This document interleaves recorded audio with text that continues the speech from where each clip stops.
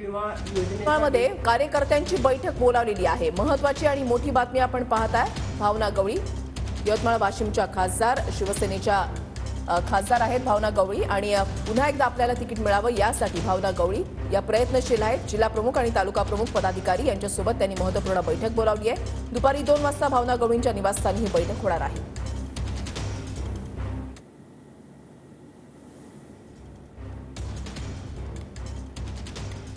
विदित गावंडे आमचे प्रतिनिधी आमच्या सोबत आहेत। अधिक माहिती त्यांच्याकडून जाणून घेणार आहोत। विदित,